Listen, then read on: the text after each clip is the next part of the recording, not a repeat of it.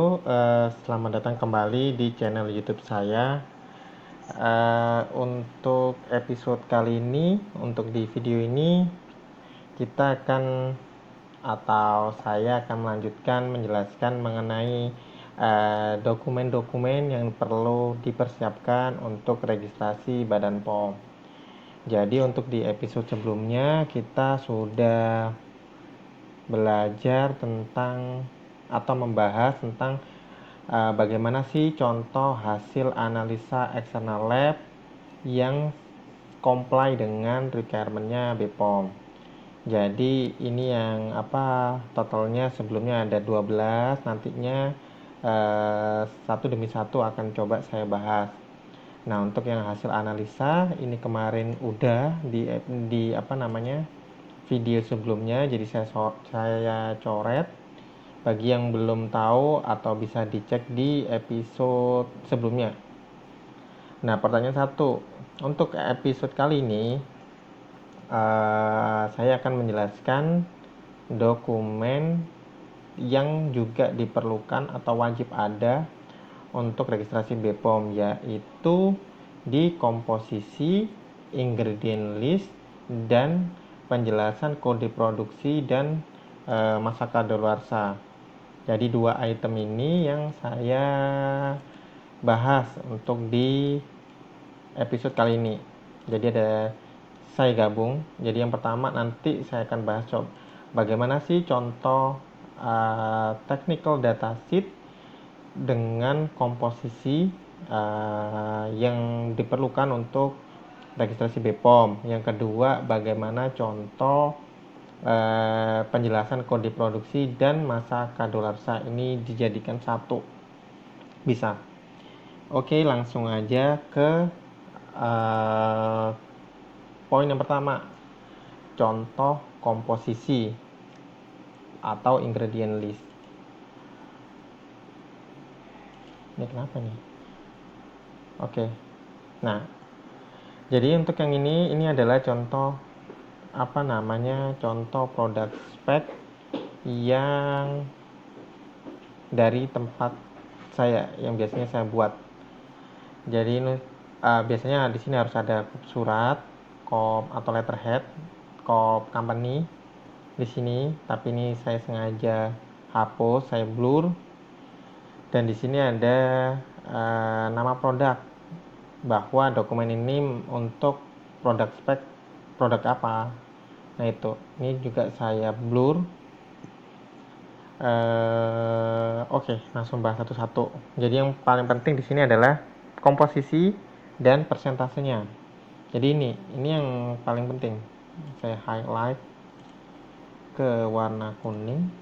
Jadi untuk ingredientnya, jadi harus ada, kan tiap tiap produk pasti diproduksi menggunakan daftar bahan.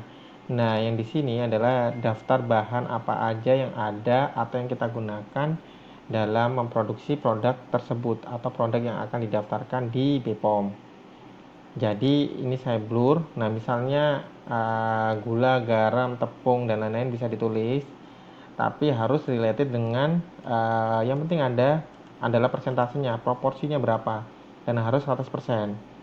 Nah, kalau misalnya nggak ada, kalau misalnya kita hanya nulis ini tepung, gula, garam, susu, tapi nggak ada persentasenya, hampir pasti ditolak atau pasti ada note untuk menambahkan berapa sih proporsi masing-masing bahan tersebut dalam memproduksi produk tersebut.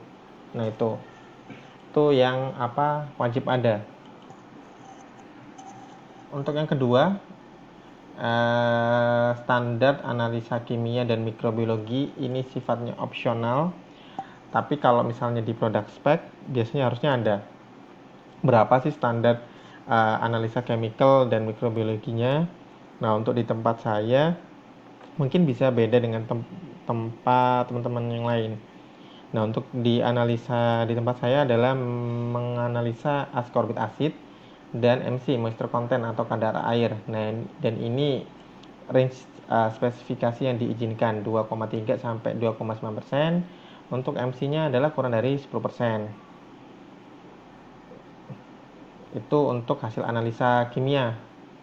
Mungkin bisa ada analisa yang lain, jadi nggak harus ascorbic acid, moisture, tapi bisa juga salt content atau apa ya biasanya kadar protein.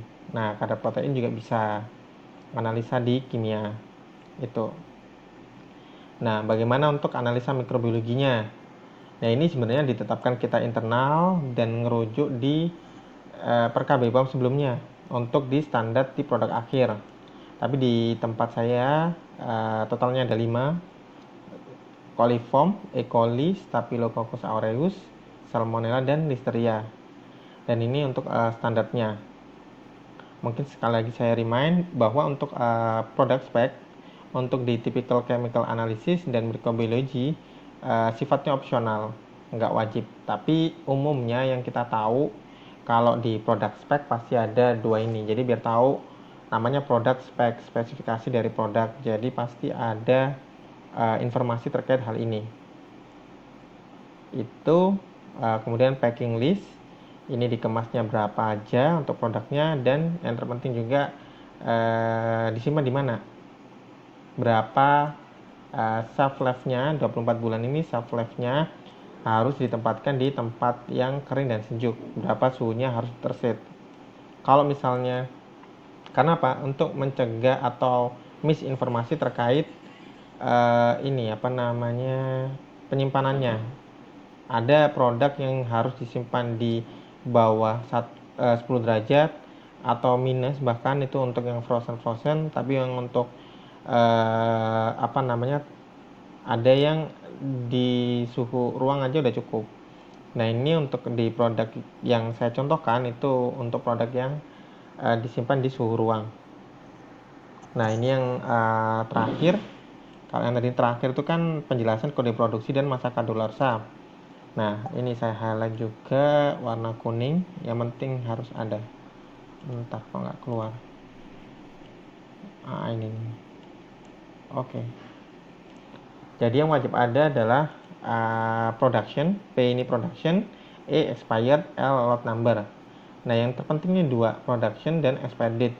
Gimana atau susunannya penulisan kita untuk production date dan expired date. Nah, contohnya di tempat saya ini untuk awalannya selalu tanggal, bulan, dan tahun. Dan itu sama, mau production date dan atau expired date. Kalau yang lot number sebenarnya ada, cuma dalam konteks di BPOM biasanya nggak diwajibkan atau opsional. Tapi untuk keterangan sebuah produk atau cara coding, cara penandaan itu harus ada lot number. Itu untuk traceability digunakannya. Jadi kita tahu bahwa misalnya ada suatu komplain, lot numbernya berapa atau batch numbernya berapa. Nah, itu bisa kita trace. Nah, kalau memang nggak ada informasinya, nah ini agak sulit untuk di trace atau ditelusuri. Dan yang terakhir adalah tanda tangan. Meskipun sepele, ini pasti harus ada tanda tangannya beserta namanya siapa yang mengeluarkan untuk dokumen ini. Dan kalau ada harus ditambahkan stamp atau cap stempel untuk dari perusahaan tersebut. Itu menandakan bahwa dokumen ini valid yang dikeluarkan dari perusahaan tersebut. Nah, itu untuk